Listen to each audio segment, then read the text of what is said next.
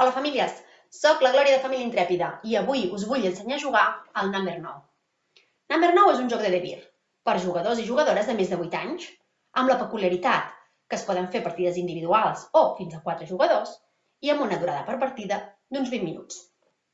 Amb aquest joc, a part de gaudir en família o amb amics, es desenvolupa l'orientació espacial i es posa en pràctica les habilitats socials i l'estratègia.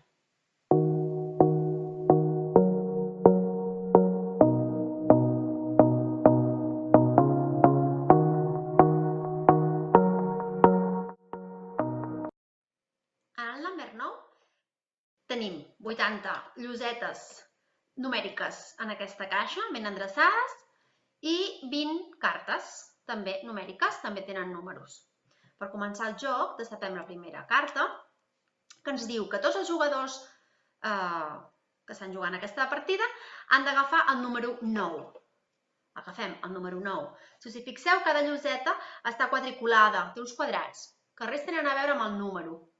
No hi ha tants quadrats per llosetes. Ara us explicaré per què serveix. Girem la segona carta, en aquest cas hem d'agafar un 8, tothom agafa el 8.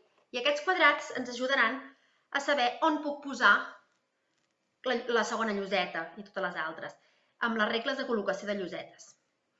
Ha d'haver-hi un quadrat, ha de ser adjacent amb una de les llosetes que ja estan col·locades en la zona de joc. Per tant, aquest número 8, aquesta segona lloseta, la puc posar així, que només tenim un quadrat adjacent, puc posar-la així, així o així. Puc posar-li l'orientació que vulgui, mai en ball, sempre totes mirant amunt. Jo decideixo que la posaré així, per exemple, seguim girant, ara tenim un 3, i puc decidir si seguir-lo posant al nivell 0 o ja poder-lo posar en el nivell 1. Puc posar-la d'aquesta manera, de la manera que vulgui, però de cap manera que volin uns quadrats i no hi hagi res a sota, no hi hagi cap lloseta en el nivell de sota. Per tant, la puc posar aquí. Segueixo girant, ara en aquest cas tenim un 2, no la puc posar en el nivell 1 perquè em volaria, no puc. Llavors puc seguir. Puc posar-la aquí, per exemple. Cada jugador farà la seva partida.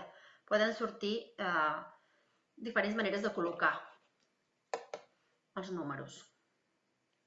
Podem seguir, puc posar-la a nivell 0, en aquest cas decideixo que la poso aquí, per exemple.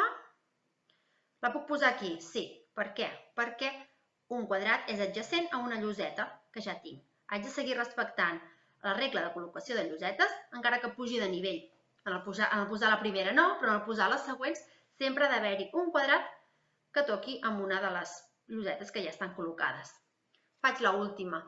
Hauria d'acabar la partida, s'acabaria quan s'acabessin totes les cartes, però finalitzaré el joc perquè així us explico ja del tot com funciona. Aquesta la puc posar aquí, on vulgui. Per comptar punts, comptaria cada número, cada fitxa, el seu número, el multiplicaria pel nivell que està. Per tant, totes les fitxes que estan en el nivell 0 comptarien 0, perquè 9 per 0 és 0, 8 per 0 és 0, 2 per 0 és 0, per tant res. I aquestes, les que estan al nivell 1, les multiplicaria per 1.